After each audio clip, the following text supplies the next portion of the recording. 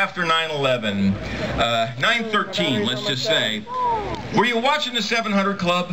No! Anybody watching the 700? No, you weren't? All right, you missed the show. That's Pat Robertson's television show. You know, Pat Robertson, who is, you know, still crazy after all these years. And on his show that day, he had a guest by the name of Jerry Falwell. Some of you will fondly remember Jerry Falwell, right? And all right. You know, he's in the sky now. Jerry Falwell's in the sky now. He's going to be one of the paratroopers, I think we're going to see in a second.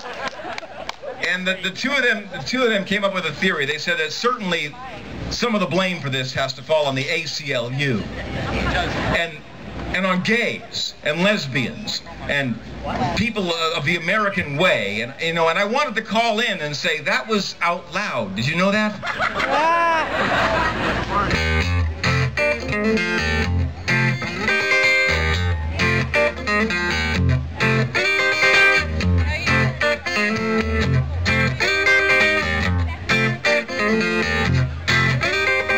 Jerry Falwell's God was standing by the elevator while we were talking about the party, so we had to invite him. And secretly we were wishing that he wouldn't come, because he's vengeful and jealous and he tends to smite people. And of course, he knew we were thinking that. Made him all the more determined to show up and punish us. And I wanted to invite my God, but he was at the beach. Jerry Falwell's God is everywhere, with the beard down to here and the gossamer robes and the button that says, "What would Jesus do?" And sure enough, day of the party, there he was at the door. And he spoke, spaketh he, saying, "I am come."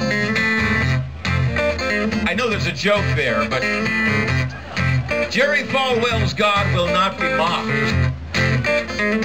So I said, you know, come in. Jerry Falwell's God, Jerry Falwell's God. Huh. Now, I'm no heavenly host, but I throw a decent party. And there were all kinds of people there. Black, white, Swedish, Norwegian, the entire human spectrum.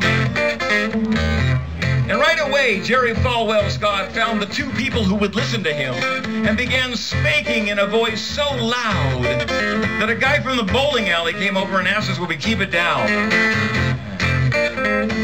And he turned the loaves to fishes and the Oreos to Hydrox.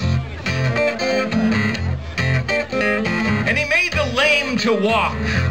And these were my friends, so they were still lame, but they could walk. And he divided up the room, divided he, saying gays here, lesbians here, feminists, pagans, abortionists, people for the American way. And frankly, some of us did not know where to stand. I went with the lesbians. Jerry Falwell's God, Jerry Falwell's God.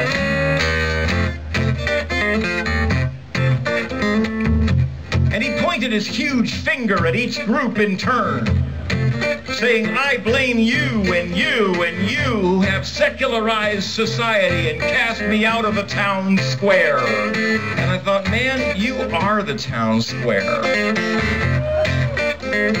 And he said, "Lo, the end days are here, and the judgment is nigh, where I will draw the faithful to heaven and leave the unrepentant to walk a desolate earth." I know, strict. And he began to rain toads and spit fire. And he brought forth 7 bowls of 7 plagues. And I finally had to say, listen, I'll tell you one thing Jesus would not do.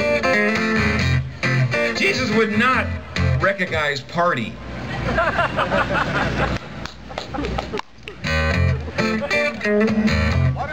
And Jesus would not preach hate.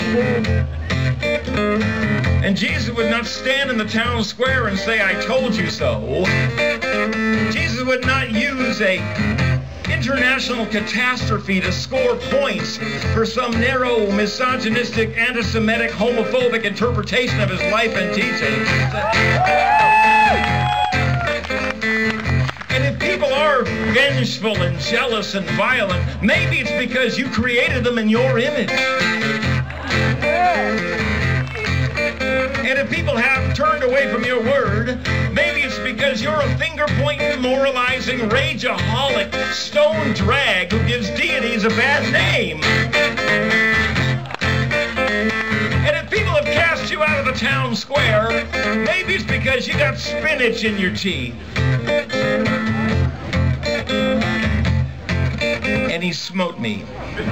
Yeah. I hate that.